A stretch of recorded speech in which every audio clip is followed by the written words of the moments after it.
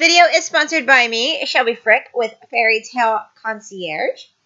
We are working hard for you to save you time, headaches, and money. I can create a package for any Disney vacation that you would like to plan. Family trips, adult-only trips, business outings. If you have young children, if you have older children, you name it, I can plan it and make it magical for you. I am a Disney expert. I know all about the resorts, the dining plans, the My Disney Experience, dining reservations, Fastpasses, the parks, characters, the cruise ships, the staterooms, and itineraries, and so much more. My service is free of charge when you book with me. What does this mean? Well, my services include dining reservations, Fastpass reservations, itineraries. I personalize itineraries for your vacation to save you time that you are not wasting in line. That way you can enjoy the parks and your vacation. I will continuously monitor for discounts. I have advice. I can do recommendations. I am here to answer all of your questions, and I will wait on hold for you with Disney. If you've ever done it, you know it can be a daunting process, but I am here to do it for you. I am committed to providing you a magical vacation that will help you create a memory that will last a lifetime.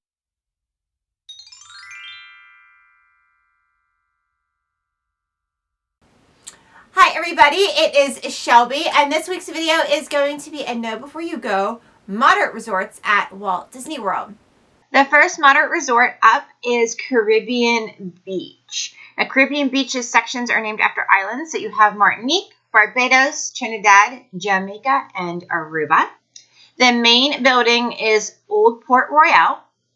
4 rooms, and the rooms are 314 square feet, so they are bigger than the value resorts. You have standard with a 5th sleeper, which has a little pull-down bed, preferred, pool view, and then the pirate rooms. And the pirate rooms are standard view and water view. The pools, there is a main pool, Fuentes del Mar. It is in the main area. It's like in the middle of the resort, and has 2 water slides. Then there are 5 leisure pools and 1 in each of the villages. For dining, quick service, there's Centertown Market. That is like a food court. There's Banana Cabana, which is an outdoor bar and lounge.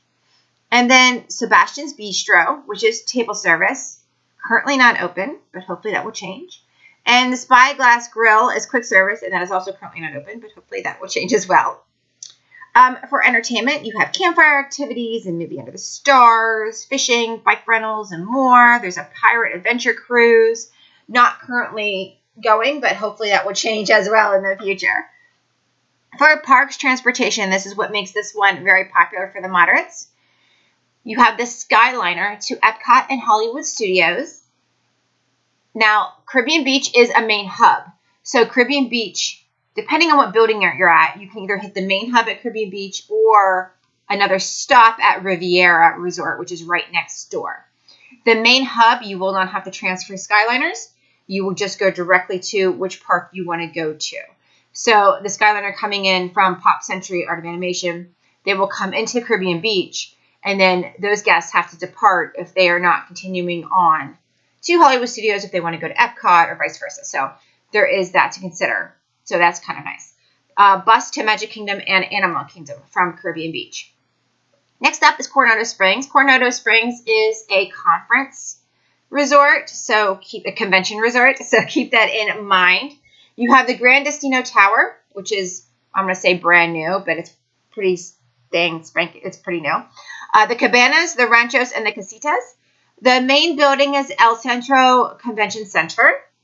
The rooms at 314 square feet or larger, obviously, as you go. You have your standard, your water view, your preferred, your 1-bedroom suite, your executive suite, which is a 2-bedroom, and then your king bed rooms. The pools, the main one is the Lost City of Cabola, and it has a water slide, and it has the little pyramid. It's very pretty. It's actually one of the prettiest, and this is one of the prettiest properties, I believe, on Disney property as well. 3 leisure pools in Casitas, Rancheros, and Cabanas sections. For dining, there is a 3 Bridges Bar and Grill, table service. The Rick's Sports Bar and Grill, table service. Dahlia Lounge / Laguna Bar, a Barcelona Lounge. The El Mercado de Coronado, which is quick service. Cafe Rick's, also quick service. And then the Maya Grill is table service, and the Toledo is also table service.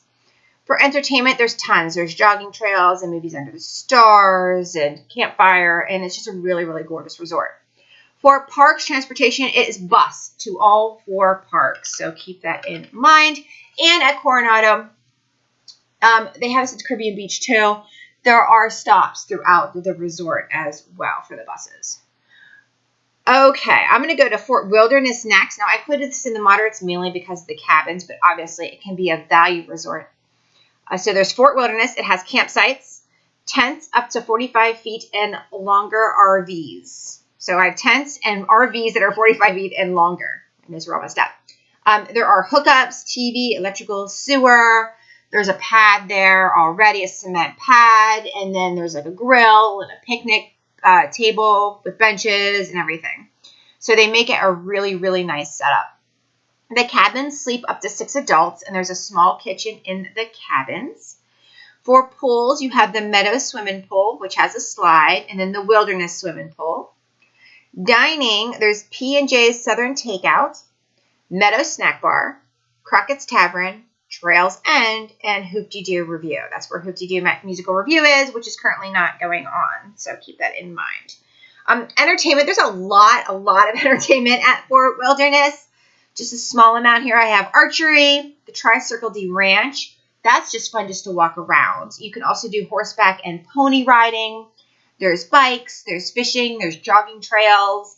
There is a ton of entertainment when everything goes back to normal. The Chip and Dale Campfire Sing-Along is a must. I highly, highly recommend.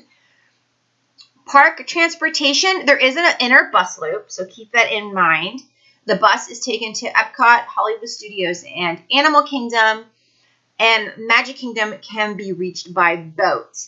Now, I always recommend, yes, you drive in. Usually, majority of people, if they're going to Fort Wilderness, have a car, and you do get 1 free parking spot per reservation. So that's whether it's a campsite or a cabin. So that's really, really nice. A lot of people like to rent a golf cart rentals, so they can rent the golf cart, and then that way they can just drive around the resort on their own, and then because it's a big resort to walk, I recommend the golf cart.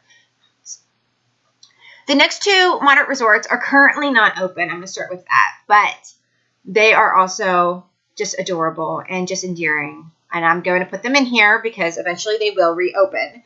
You have Port Orleans Riverside. It has 2 sections, the Alligator Bayou and Magnolia Bend. The main building is the Sasquatch Steamboat Company.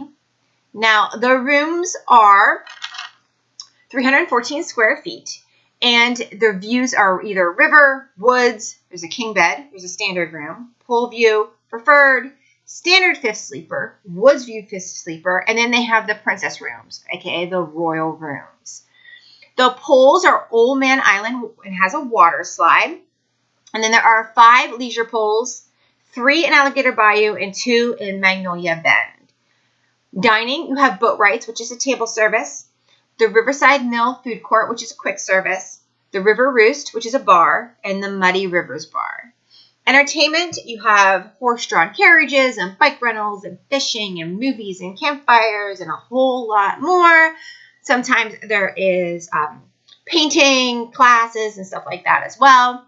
Parks transportation is a bus to all 4 theme parks. And then its sister resort, right next door, is Port Orleans French Quarter, and its section is just French Quarter. The main building is Port Orleans Square. The rooms are standard rooms, garden view, river view, and pool view. The pool is a doubloon lagoon, which has a slide.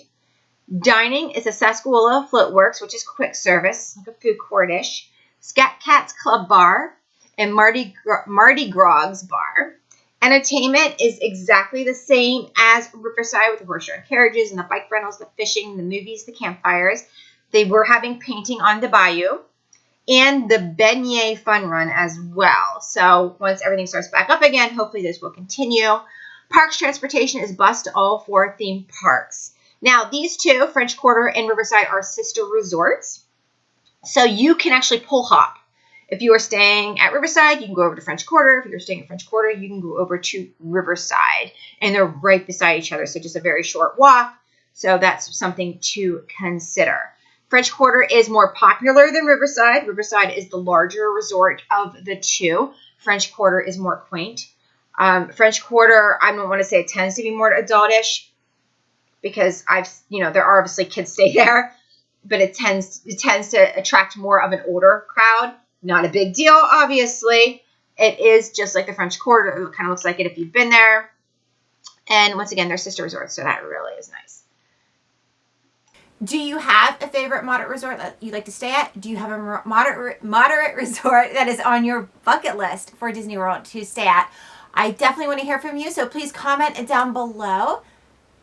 Thank you so much for watching, and I will see you next time.